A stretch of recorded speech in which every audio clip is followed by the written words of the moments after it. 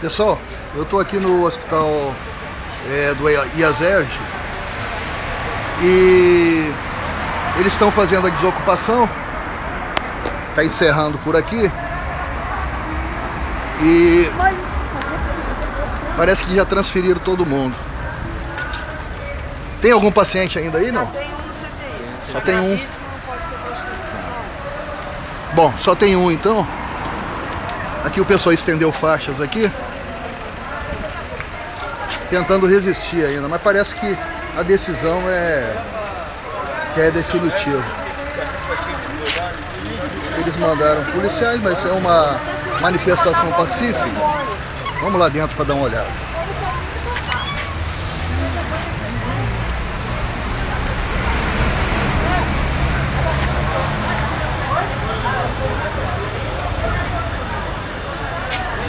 Contra a covardia e defesa do IASERJ, não a demolição do Instituto.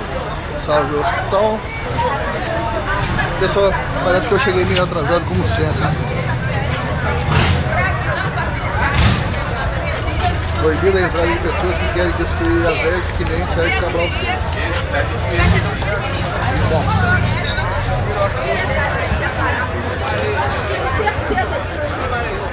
E além do mais, a própria juíza, ao dar a sua sentença, já colocou no corpo, no conteúdo da sentença, a autorização para que eles usassem a força policial.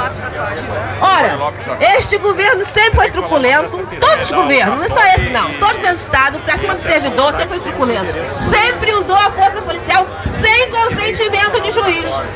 Então, quando nós vimos aquela sentença, o que nós fizemos?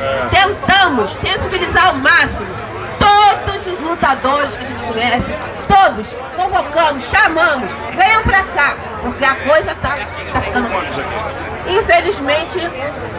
Infelizmente, nós não conseguimos que isso aqui estivesse cheio quando eles chegaram. Porque nós tínhamos até programado que nós íamos colocar carro nas 3 entradas do IASERJ para não entrar nenhum próprio aqui. Nós tínhamos já programados que íamos ser presos para gerar o fato político, para chamar realmente a mídia a atenção disso aqui.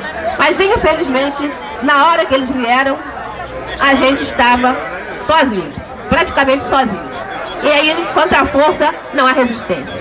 Mas a gente tem que continuar resistindo, porque eu, por exemplo, além de diretora do Sinduspreg, eu sou usuária disso aqui. Eu sou servidora do Estado 2 vezes. Eu sou usuária. Olha o meu joelho. Eu faço tratamento aqui. De tanto ficar em pé aqui na friagem, minha artrose estourou. Eu tive que fazer em casa na hora exata. Essa senhora, eu vi ela ontem passando com o carro de som também, discursando aqui. Ela realmente está empenhada. Sozinha, ela solitária, passando ali na Menguiçá. Eu fiquei passando os informes, recebendo e passando. Mas fiquei doída de ter ficado aqui 45 dias desativado. Isso é irreversível, só tem um paciente.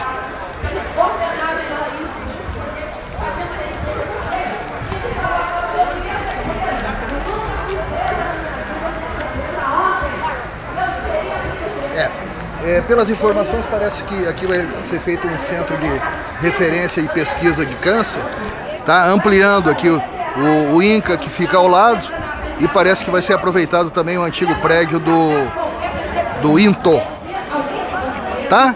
Então é isso.